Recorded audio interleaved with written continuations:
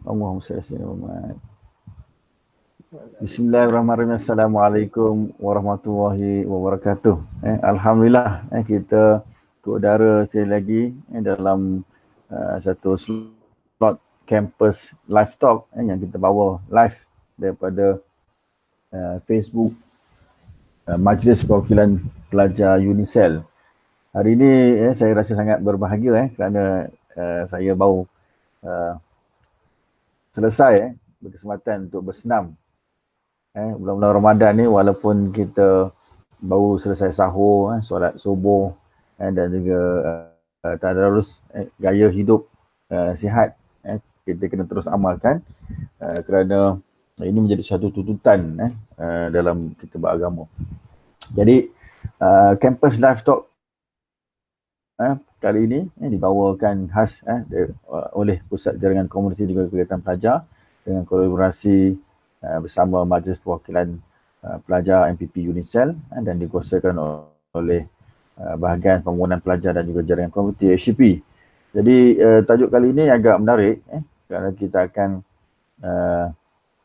membincangkan tentang sukan. Sukan melalaikan atau menyihatkan. Okey, baik. Kita bawakan dua orang tokoh yang juga aktif dalam bidang sukan daripada kampus Shah Alam.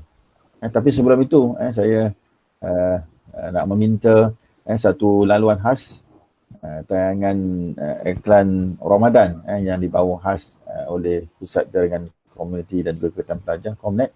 Jadi kita minta host kita untuk siarkan. Mari sama-sama kita saksikan dalam Facebook.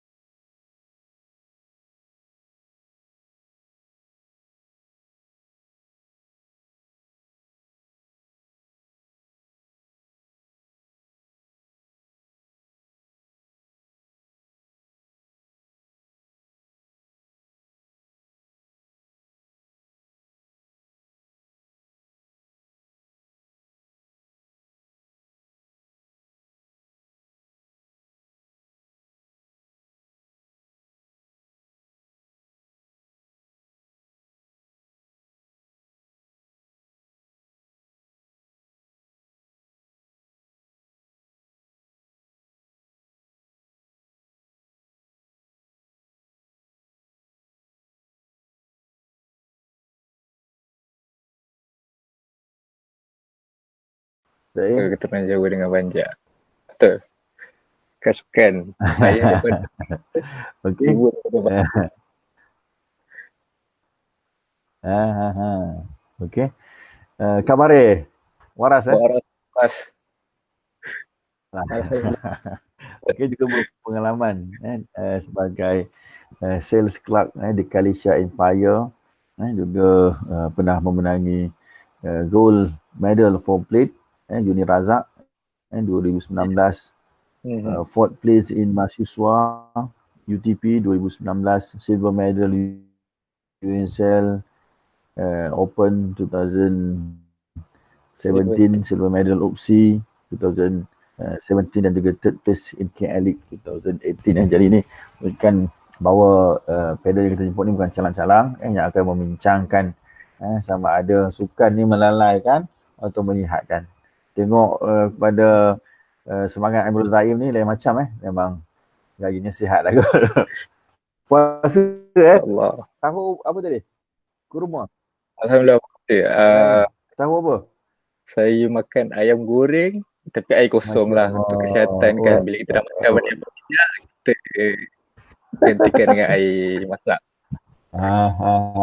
So maksudnya atlet-atlet tak ada halangan lah nak makan ayam goreng Boleh makan ayam goreng, tak masalah. Dia tak ada hal. Boleh. Tapi kena dengan exercise dia lah. Betul. Okey. Panel kita yang kedua yang juga tidak asing di kampus Shah Alam menjadi orang-orang penting lah iaitu saudari Maizatul Amira binti Ahmad Mushtaq. Maizatul okey, sihat sekarang berada di Bandar Tasik Kusuma. Ya, Bandar Tasik Kusuma. So, sekarang ni sedang mengikuti pengajian Bachelor of Accountancy ni kita bakal accountant. Sebelum ni merupakan penuntut di kuis dalam bidang accountancy juga. Terlibat dengan banyak kegiatan-kegiatan co-curriculum dan juga merupakan exco aktiviti kelab badminton UNICEF UBC. Okey, baik. Jadi Maizatul dan juga Zaim, boleh kita teruskan wacana kita? Okey, boleh. Okey, kita tahu Zaim aktif sebagai atlet dalam Predator Rugby Club PRC dan juga merupakan pimpinan night president Predator. Menjadi satu mual bicara ataupun sembang-sembang kita tahu bahawa gaya hidup sihat tu penting dalam rutin harian kita, tapi kenapa ada suara-suara sama ada suara ini sumbang atau tidak sumbang, ada yang mempersoalkan sukan boleh melalaikan. Jadi apa pandangan saudara Zaim sendiri? Betul ke sukan melalaikan berdasarkan pelibatan Zaim sepanjang berada dalam rugby club atau sukan-sukan yang lain? Okey.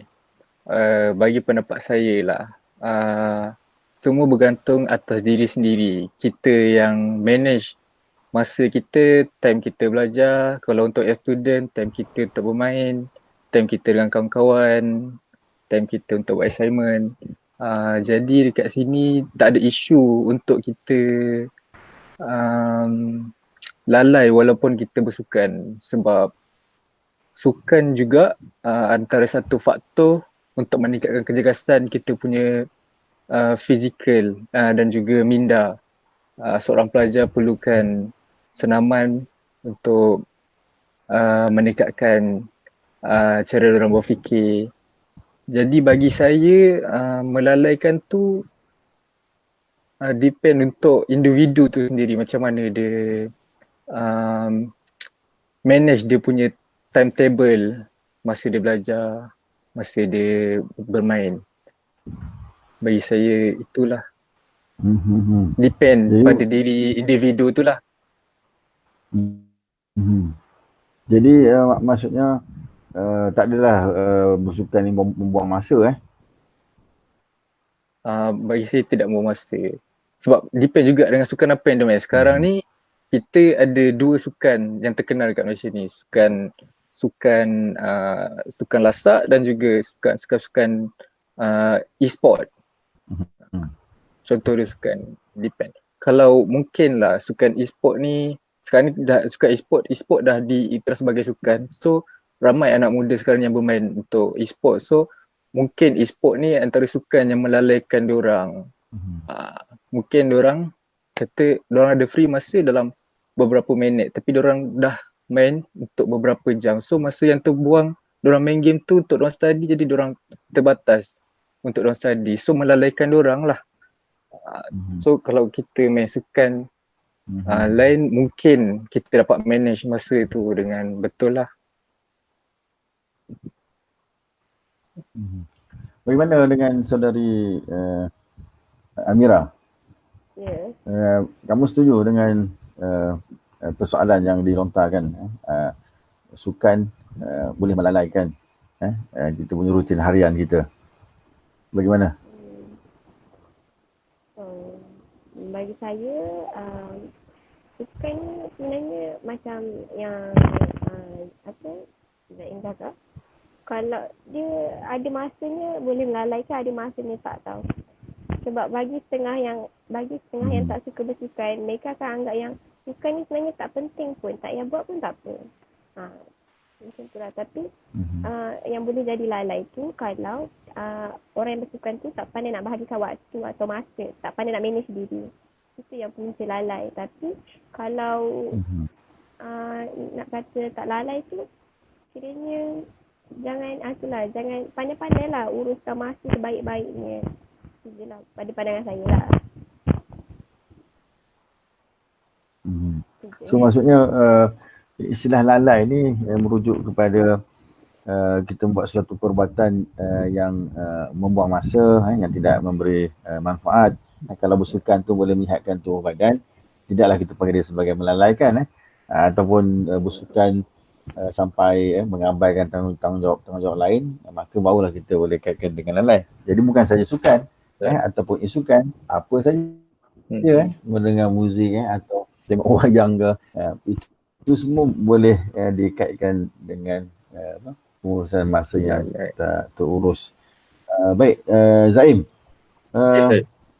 Mungkin Zaim boleh bagi sedikit pandangan berkaitan dengan sukan dan juga senaman. Kadang-kadang adakah mesti kita terlibat dengan sukan? Kalau sekadar kita bersenam saja, adakah itu sudah memadai?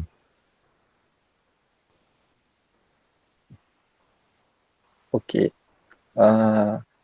Dalam bersukan wajib ada senaman, maksudnya renggangan badan sebelum melakukan sukan yang dia nak main tu lah. Sebab renggangan badan ni penting bagi kita punya saluran darah ni dapat berjalan dengan lancar, and then after kita bagian yang selalu datang injured ataupun macam saya main rugby, sukan yang agak kasar, keras. Jadi senaman tu penting lah untuk kita orang lakukan sebelum buat latihan ataupun sebelum game. Sebab kalau tak buat senaman ataupun renggangan yang betul, yang baik, risiko untuk mendapat injured dalam game tinggi. And then untuk perlu ke bersenam. Bersenam ni penting kalau berjenis orang yang bukan bersukan. Contohnya bersenam, berjoging ataupun buat aktiviti yang boleh keluarkan peluh diorang daripada diorang just duduk dekat rumah ke apa ke, at least diorang berpeluh, buat aktiviti yang boleh keluarkan peluh diorang untuk diorang kekal aktif lah. Bukan saja fizikal, bukan saja mental, fizikal sekali. Itu pendapat dari saya. Kalau Amira bagaimana, Amira? Kalau pengalaman terlibat dengan pengurusan kelab badminton, adakah semua yang terlibat dengan kelab badminton tu merupakan ahli sukan ataupun atlet, atau ada sebahagian daripada mereka ni hanya dijadikan sebagai satu kegiatan riadah ataupun senaman saja? Okey, tak semua dalam ahli kelab tu atlet. Ada yang baru pertama kali datang join. Dia tanya kenapa join, mereka cakap saja sebab nak sihat kan, nak main badminton. Sebab kalau sebab tak ada aktiviti lain yang dia boleh buat. Jadi dia pilih untuk join badminton untuk bersenam lah, bersukan sekali bersenam. Macam yang Azain cakap tadi, bersenam penting sebelum bersukan. Itulah pendapat saya. Okey. Bagaimana Amira melihat kadang-kadang ada orang yang memberi alasan tak nak bersukan ni sebabkan dia melibatkan kos kalau nak main badminton, misal contoh kena pakai kasut yang sesuai. Berapa kos kasut? Kena beli raket. Berapa kos raket? Mungkin Amira boleh sharekan berapa kos lebih kurang bagi nak libatkan diri dalam sukan badminton ni. Kos sebenarnya tak tinggi, tapi dia pilihan. Kalau kita nak bermain secara kerap, jadi mestilah kena raket yang seronok lah, raket yang agak mahal. Raket yang mahal tu pun lebih kurang, yang paling murah pun 100 tu ada. Lepas tu kasut pun paling murah pun ada yang 60 macam tu lah. Tapi kalau nak main saja untuk aktif, kadang-kadang raket RM15 pun, RM20 pun dah ada. Jadi tak ada keperluan tu sebenarnya kalau nak beli raket mahal-mahal tu je. Cuma kalau nak lagi best, belilah yang mahal tu lah sikit. Kena keluar sikit lah. Ada ke juga yang awal-awal tu semangat semua kelengkapan cukup, raket ada, shuttle ada, kasut ada semua, tapi seminggu je datang, lepas tu dah hilang. Ada juga ke kawan-kawan yang begitu? Ada sebab macam badminton seminggu 2 kali training, jadi kadang-kadang seminggu tu sekali je, lepas tu memang tak ada datang. Tapi kiranya memang semangat lah. Waktu pertama kali tu datang semangat, tapi mungkin bagi diorang fikir macam mahal ke ataupun macam penat lah, tak nak, jadi diorang tak datang dah lepas tu. Macam tu lah. Jadi maksudnya orang yang nak bersukan dia mesti ada satu semangat keazaman yang tinggi lah. Tidak semestinya perlu ada beri peralatan yang khas, tapi juga boleh kita beri peralatan khas tu dengan kos yang sangat rendah ataupun second hand sebab sekarang banyak kasut ataupun raket boleh beli secara second hand ataupun pinjam dengan kawan-kawan. Yang penting semangat awal kita belajar teknik-teknik daripada jurulatih kelab badminton UNISEL. Lepas dah ada bakat dan juga potensi tu, mungkin nak melangkah ke sukan badminton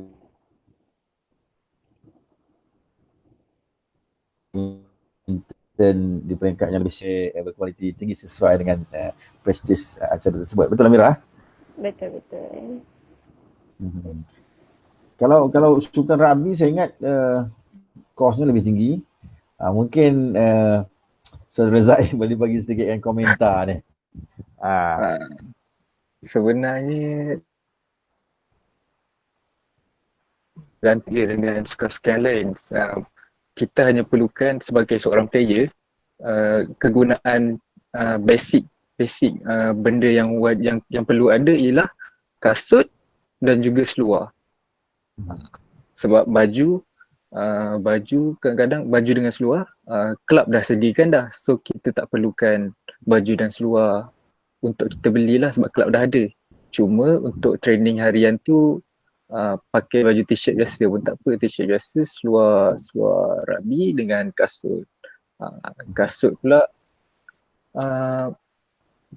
kasut rugby untuk yang berkualiti memang agak mahal lah, harga dalam 200.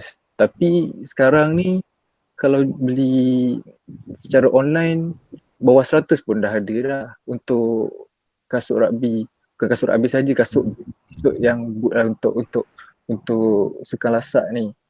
So kos yang dikatakan main rugby ni, sukan rugby ni adalah kos yang tinggi bagi saya, tak tinggi, tak. Cuma hanya perlukan kasut dengan seluar sahaja untuk bermain, dan baju t-shirt biasa pun tak apa, boleh. Cuma ada seluar khas je lah, seluar rugby. Itu sahaja kos yang diperlukan. So maksudnya mungkin tanggapan orang di luar sana yang belum mengenali acara sukan-sukan ni, dia membuat tanggapan bila ada sukan, ada kos tertentu, dan apabila ada kos tertentu kita kena belanja dan akhirnya duit pun habis, akhirnya sukan pun tak ke mana. Itu yang orang mengaitkan dengan lalai tu. Okey, tapi kita nak bawa perspektif yang baru kepada semua penonton kita. Kita tahu untuk sihat ni kita perlu satu gaya hidup ataupun rutin harian yang konsisten ataupun mingguan yang harus kita amalkan. Mungkin Amira boleh sharekan tips ataupun best practice exercise dekat rumah, sebab kita sekarang ni musim PKP. Kalau keluar kena tangkap pula kan, denda RM1,000. Jadi mungkin Amira boleh sharekan mungkin pengalaman Amira sendiri bersenam dekat dekat dapur, dekat bilik air, dekat bilik tidur, dekat laman rumah. Mungkin ada boleh kongsikan nak? Banyak cara sebenarnya kalau nak duduk kat rumah ni. Banyak senaman lah yang boleh buat. Contoh, lagi macam waktu PKP ni, kalau basic senam tu kita nak buat pun, boleh buat plank, push up atau yang bersesuaian lah untuk dekat rumah. Kita tak payah nak main bola dalam rumah kan, habis apa sepas semua. Contoh itu waktu musim PKP ni banyak. Contoh macam badminton pun kalau boleh ada apps yang untuk footwork. Jadi install benda tu, buat je depan rumah, porch yang luas kan. Jadi buat je footwork kat depan tu. Jadi macam tu juga boleh kekal sentiasa aktif lah. Jadi macam habis PKP kita nak main balik badminton, kita tak lupa step-step dia atau kelang kabut ke gitu. Lepas tu itulah cadangan saya, pendapat saya lah kalau nak kekal sihat ni kan. Itulah.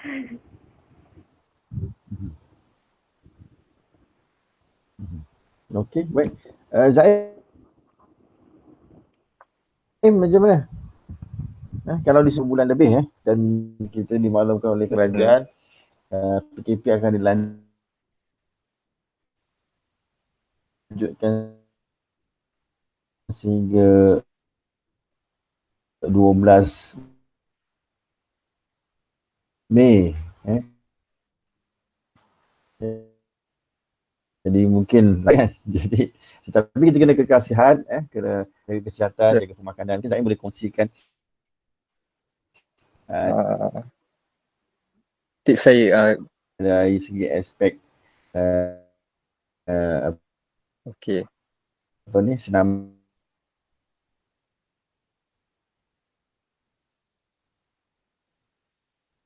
fizikal yang boleh dilakukan dalam ruang lingkup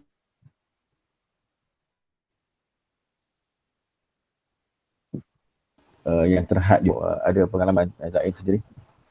Okey. Saya ada download satu apps ni untuk Zaid, kalau boleh kongsikan. Okey. Saya ada download satu apps ni untuk aktiviti senaman saya lah dekat rumah ni. Sekarang ni dah banyak dah apps yang ada untuk kita buat senaman ringkas 15 minit, 10 minit. Download apps tu, contoh dia apps exercise, leg exercise. Kadang-kadang ada satu apps tu full exercise kita tak buat dalam satu hari. Okay. Dan waktu yang sesuai untuk kita buat exercise ni adalah sebenarnya waktu pagi dan petang. Tapi untuk bulan puasa ni untuk bulan puasa ni mungkin malam lepas tarawih baru kita buat exercise, bila dah relax badan baru kita buat exercise yang saya biasa buat. Biasanya saya try cari apa benda yang ada tapi berat dekat rumah untuk saya angkat. Dah lepas buat exercise, keluarkan peluh, contohnya plank ke apa ke setajam dalam masa 20 minit. Lepas tu saya try angkat benda-benda yang berat, contoh macam beras 10 kilo. Saya pinjam dia, ambil angkat dulu berapa kali, angkat balik. Benda-benda yang berat, contoh macam minyak masak kan berat. Kalau yang besar tu dalam 5 kilo, boleh buat untuk exercise. Dapat keluar peluh dalam sehari pun dah bagus dah.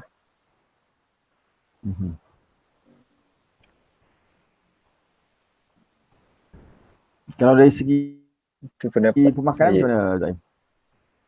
Dari segi pemakanan? Daripada segi pemakanan, okey, kita tak boleh lari daripada nafsu makan kita sebab kita duduk kat Malaysia.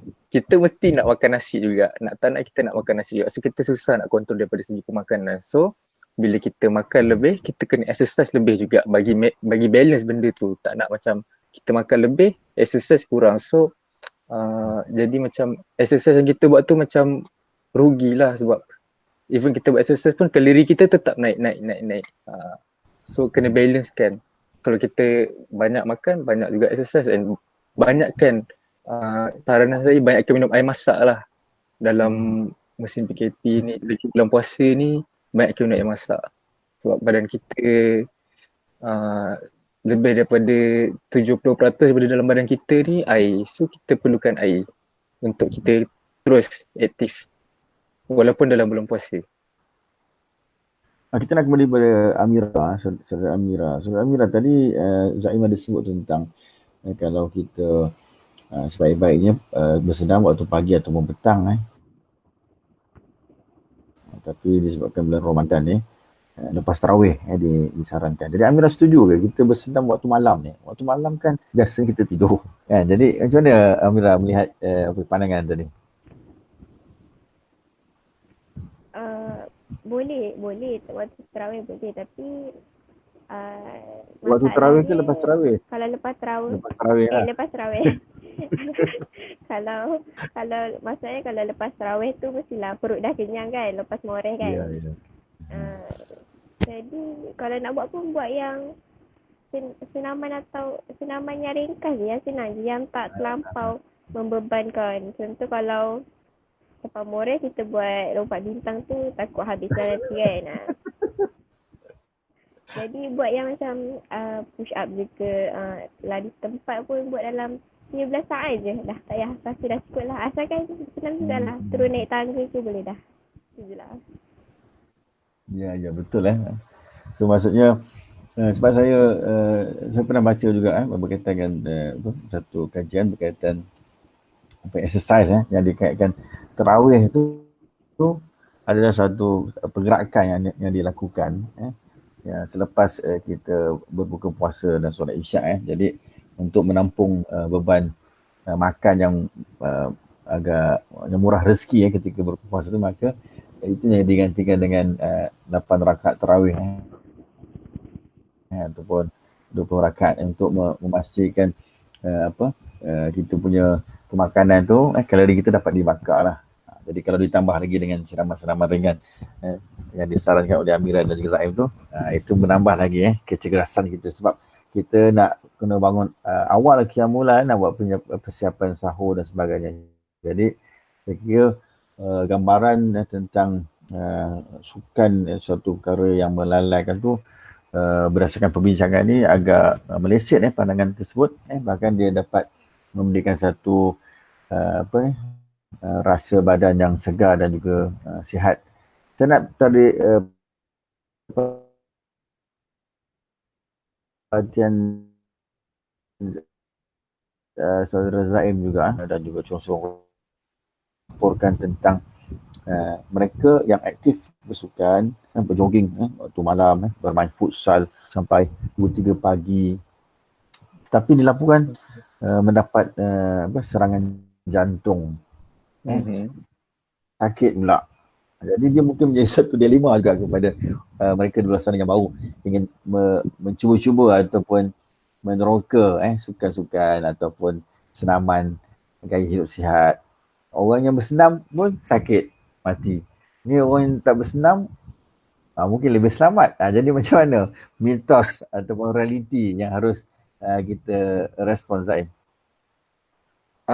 Sebenarnya macam ni. Lebih baik kita bersukan daripada kita tak bersukan. Dan sebenarnya faktor-faktor kenapa orang yang bersukan pun kadang-kadang diorang sakit, diorang boleh kena heart attack apa semua, mungkin disebabkan faktor pemakanan, kurangnya rehat. Sebab yelah main futsal, main badminton sampai pukul 3 pagi, 2 pagi. Jadi waktu rehat diorang dah singkat. So itu boleh jadi faktor juga. Siang tak sempat, Naim. Siang sibuk kerja. Pagi-pagi. Betul. Tapi kalau nak diikutkan kenapa jadinya orang yang bersenam pun kena heart attack tak? Sebab sebenarnya waktu bersenam bukan tak sesuai dilakukan pada pukul 12 malam dan ke atas. Sebab time tu time badan kita nak rehat, tapi kita push kita punya body untuk bersenam. Sebenarnya tu tak bagus. Itu juga yang biasa anak muda sekarang lakukan, main futsal, main badminton. Sebab mungkin kekangan waktu siang diorang belajar, dan malam saja masa yang ada. Tapi baik lepas futsal makan perikanan, nasi lemak, tarik lagi Zaim. Betul. Tambah lagi package. Betul. Serangan jantung. Kita dah buang kalori, kita ambil balik kalori yang kita buang tu. Jadi itu maksudnya satu amalan yang tak berapa sihat dan boleh mendatangkan risiko yang kepada kesihatan lah. Okey, baik. Sebab tu sebagai player rugby,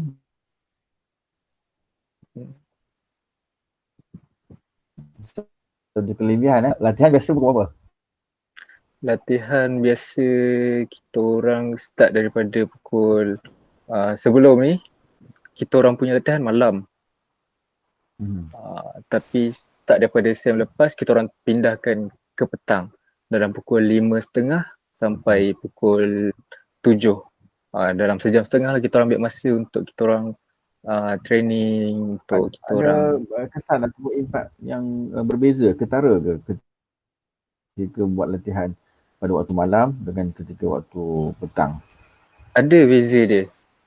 Sebab sebelum ni biasanya benda ni berlaku pada last hujung-hujung SEM. Bila hujung-hujung SEM ni banyak assignment yang dapat. Jadi bila assignment yang ada tu kita nak buat dekat waktu malam, tapi malam tu kita ada training. So kita kena lanjutkan masa untuk kita buat assignment tu. Mungkin daripada pukul training daripada pukul 8.30 sampai pukul 11. So lepas pukul 11 tu baru kita orang boleh buat assignment. So mungkin dalam pukul 2, pukul 3. So bila ditukarkan kepada petang, malam kita ada masa untuk buat assignment tu. So maksudnya timetable untuk study tu lebih orang kata lebih cantik lah, lebih bagus lah daripada kita buat latihan pada waktu malam. Banyak masa yang kita boleh untuk ulang kaji pelajaran. Baik Zim. Okey, kita kembali kepada Amira. Amira juga sering kali buat latihan badminton pada waktu malam. Okay. Tapi saya kira dia tak mengganggu sehingga lewat malam tengah malam. Jadi mungkin Amira boleh kongsikan dari segi pengalaman ataupun rakan-rakan di kalangan ahli. Dia nampak perubahan kalau dulu 80 kilo lepas ikuti training mingguan berkala dengan persatuan kelab badminton turun 60 kilo. Maksudnya dari segi kecegerasan kehadiran ke kelas, daya fikir lebih tajam. Mungkin boleh kongsikan bila kita terlibat dengan kegiatan sukan, dengan pelibatan dalam kelab-kelab sukan, kita ada nampak kesan positif. Boleh kongsikan tak saudara Amira? Ada juga yang ahli badminton datang training. Sebab training kami 3 jam, 8 sampai 11. Jadi kita ambil masa 1 jam setengah untuk training, 1 jam setengah lagi untuk sparring. Lepas tu perubahan tu kita boleh nampak. Contoh macam ada setengah nak naik tangga sampai tingkat 2 pun dah tak larat. Tapi bila setiap kali datang training, tak miss setiap training yang datang, nak naik tangga sampai tingkat 2 tu macam okey, tak penat sangat. So macam nampaklah perubahan fizikal tu. Tak ada masalah. So Amira sering kali naik tangga ke naik lift? Oh, saya naik tangga. Saya lebih memilih tangga daripada lift. Mantap.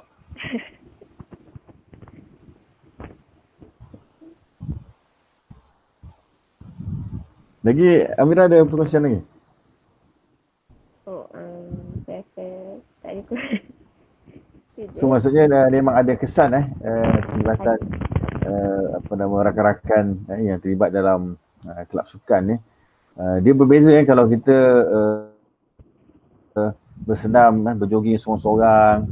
Dia mungkin momentumnya boleh tahan 1 minggu. Apabila ada kawan-kawan, ada Amira, ada Zaim.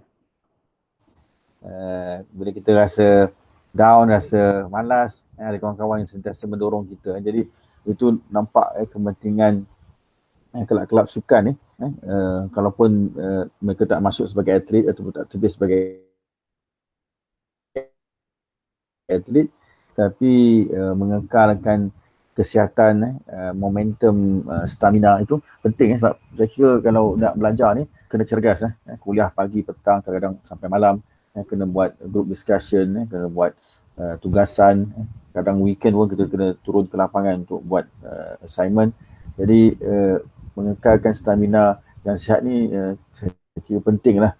Jadi mitos yang mengatakan sukan ni lalai nampaknya jauh tersasar.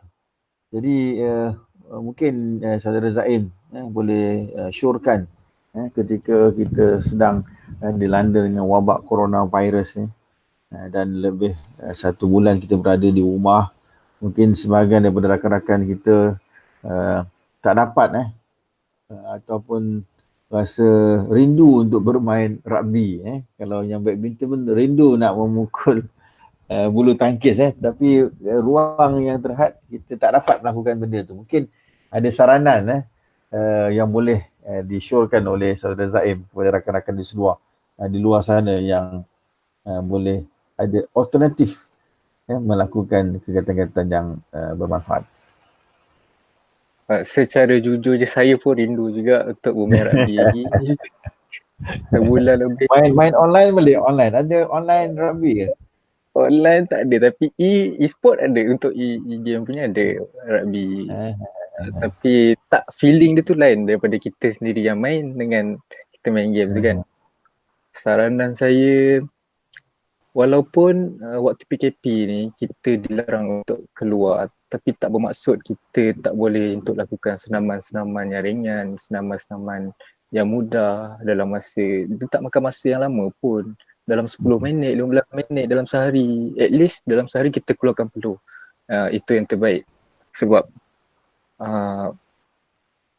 kita dah sehari kita duduk rumah, tertentulah kita makan dan kita tidur. Mostly PKP ni banyaknya tidur dan makan. So kita ambil dalam masa 15 minit ke 20 minit je. Kita ambil dalam sehari, kita buat exercise sikit, keluarkan peluh. Contoh hari ni mungkin kita nak buat apps punya senaman. So kita buat apps punya senaman, tengok ada apps banyak apps sekarang ni yang tunjuk kita per day, per month, cara nak buat, cara nak dapatkan apa yang kita nak. So kita follow dia punya panduan. InsyaAllah boleh dapat hasilnya dalam masa sebulan. Orang kata time PKP ni boleh menggemukkan sebab makan. Tapi progress yang saya nampak daripada IG, saya tengok orang ramai PKP ni, diorang punya transformation tu jadi lebih baik. Dia punya body daripada agak berlemak, hilang lemak sebab diorang tak ada buat apa. So diorang lebih fokus pada bersenam. Itu baguslah bagi saya daripada diorang fokus untuk tidur dan makan, main game, later bersenam. Sebab makan masa tak lama pun untuk bersenam. Itu saranan saya lah kepada mereka kat luar sana. Kita kena setkan target. Mesti ada motivasi yang tinggi, ada sasaran. Kita menggunakan apps ataupun kita nak mengamalkan senaman di rumah. Mungkin Amira boleh juga sarankan kepada rakan-rakan ahli mungkin kelab badminton dah lama tak jumpa kan, apa yang sure yang patut kita lakukan sepanjang PKP untuk mengekalkan momentum kesihatan yang dalam keadaan yang terbaik. Amira. Okay. Nak kekalkan momentum tu lagi time PKP ni agak susah. Lagi kalau student yang duduk dengan parents kan, sebab asyik makan je. Tapi bulan puasa tak pernah terbaik. Okay. Saya rasa macam yang saya cakap tadi, cuba untuk macam app, download apps macam yang Zain cakap tadi, download apps yang ada untuk buat contoh dalam masa, sebab dalam apps tu pun dia dah tetapkan okay kita nak bersenam untuk berapa minit, 7 minit ke contoh dia. Lepas tu tapi kalau buat siang mungkin agak penat lah, tapi cuba buat lepas tarawih lah kan. So 7 minit tu pun dah sangat berkesan rasanya, sebab kita dah siang puasa jadi memang tak makan. Lepas tu buka puasa, lepas tu solat tarawih kan. Solat tarawih tu pun ada kira bersenam. Lepas tu terus sambung balik 7 minit untuk bersenam tu. Jadi benda tu sebenarnya tak susah tak ni pun. Jadi kalau duduk kat rumah tu cubalah sambil kita fikir tengah nak main game.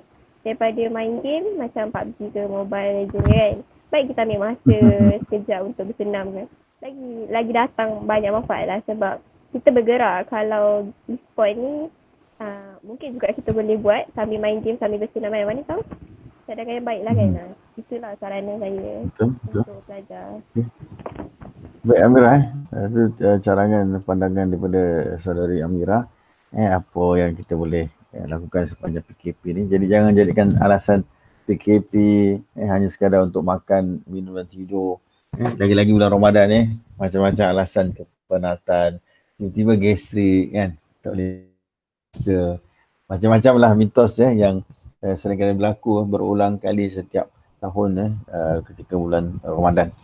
Jadi Zaim, saya nak minta Zaim kongsikan di luar sana ramai lagi rakan pelajar adik-adik lepasan SPM, STPM dan juga diploma yang sedang mencari-cari peluang dan ruang untuk menyambung ke peringkat pengajian yang lebih tinggi.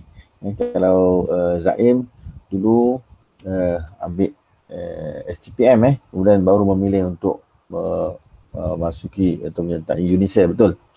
Jadi mungkin Zaim boleh kongsikan pengalaman ketika lepasan STPM kemudian masuk ke UNICEF, bagaimana cara pemilihan universiti dan apa yang boleh dikongsikan ketika belajar di UNICEF ni, supaya rakan-rakan di luar sana juga dapat mengetahui pengalaman sebelum PKP, semasa PKP, kuliah online dan sebagainya. Okey. Apa yang menarik dekat UNICEF ni, fasilitis yang lengkap untuk pembelajaran dan juga untuk aktiviti sukan, berkelas yang terbaik di antara universiti yang ada. Sebab di UNICEF juga, di UNICEF BG juga kita ada gym. Kita ada dewan untuk main badminton, bola tampar, bola baling, bola jaring. Kita juga ada track untuk atlet olahraga. Kita juga ada padang bola, padang rugby.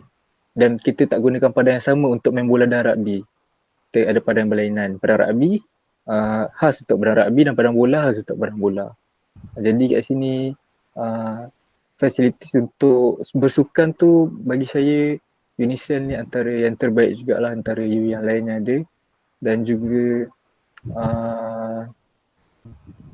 sistem pembelajarannya lebih sistematik dan senang untuk kita student ni, senang untuk kita student. Dia tak suka pening-pening kepala, banyak dia punya, contohnya macam assignment kena hantar macam banyak pakai apa e-learning saja, hantar guna e-learning online je hantar, tak perlu kita nak print photostat apa semua sekarang ni, so mudah. Dan untuk kelas online sekarang ni mungkin lah sebab benda ni masih baru lagi untuk semua student Unicel, so agak lambat untuk kita orang nak catch up apa yang dia ajar sebab dia bukannya face to face macam kita dalam kelas. Kita boleh direct terus tanya lecturer, so kalau tak faham kita boleh jumpa lecturer. Cuma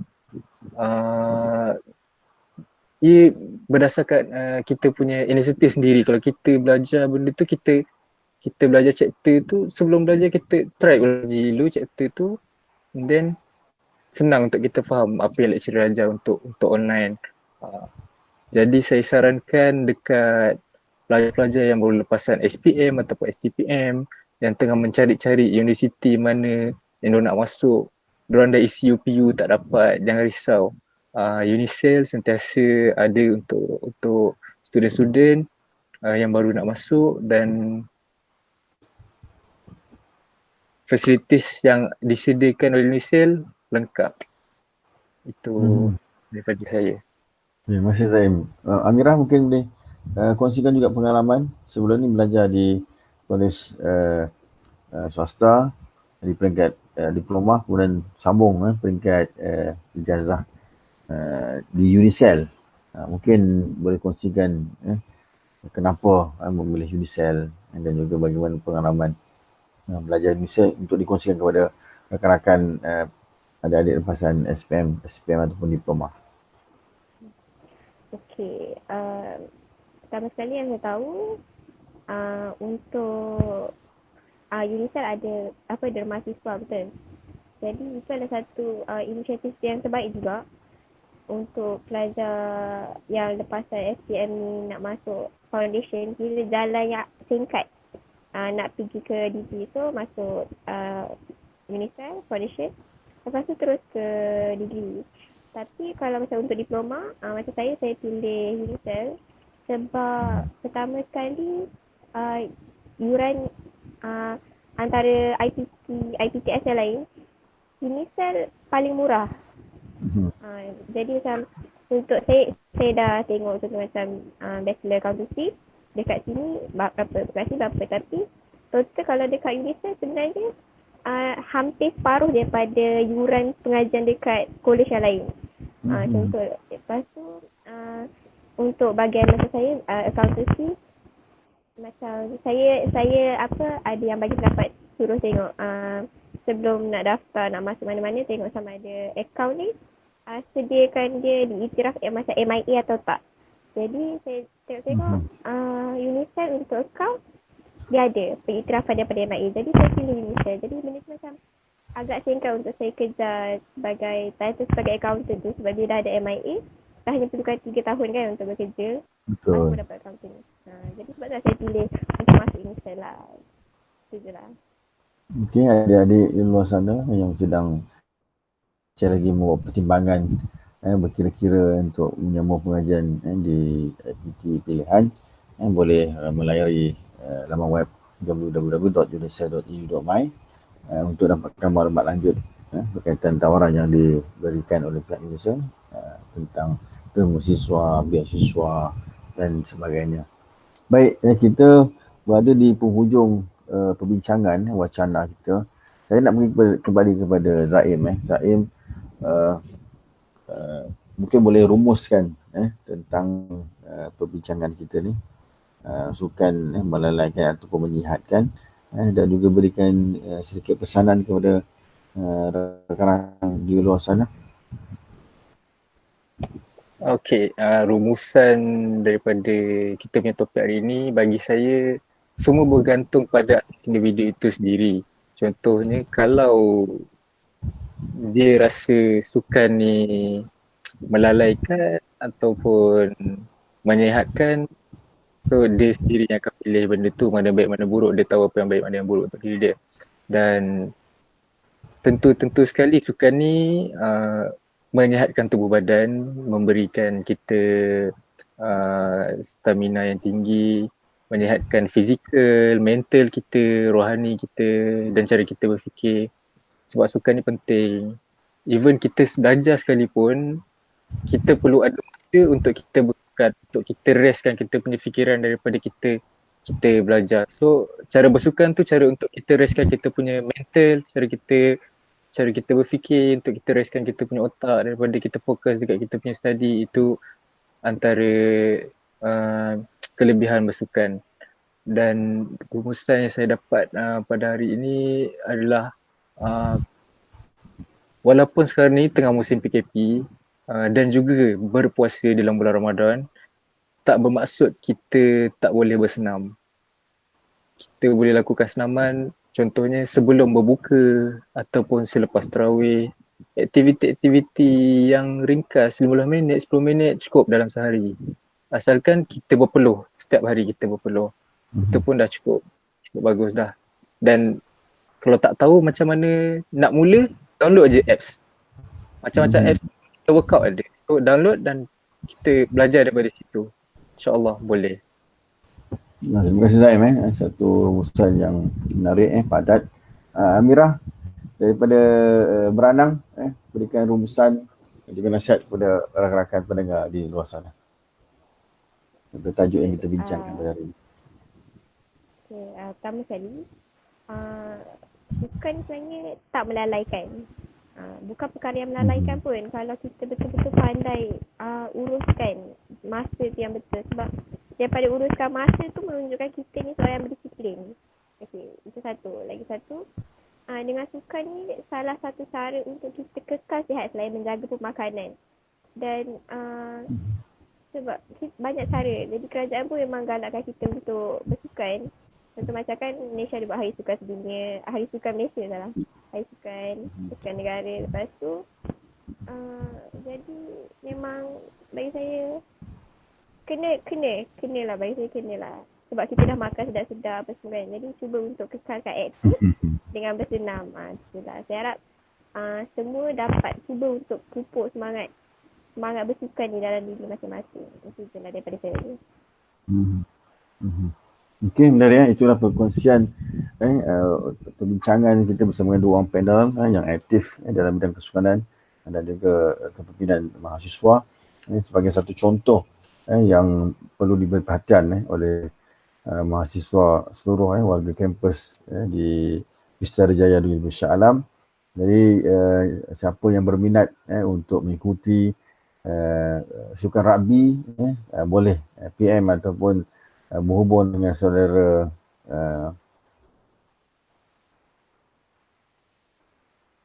untuk kekal mengekalkan gaya hidup sihat dan juga lebih sihat. Bagi siapa yang berminat untuk menyertai sukan badminton boleh juga menghubungi saudara Amirah. Jadi saya ingat itu satu petanda bahawa kita akan tamatkan perbincangan kita pada hari ini. Saya ucapkan terima kasih kepada semua. Terima kasih juga kepada host kita, saudara Aimi, saudara MPP yang bantu melancarkan Facebook Live pada hari ini. Jadi kekalkan kesihatan, jaga amalan.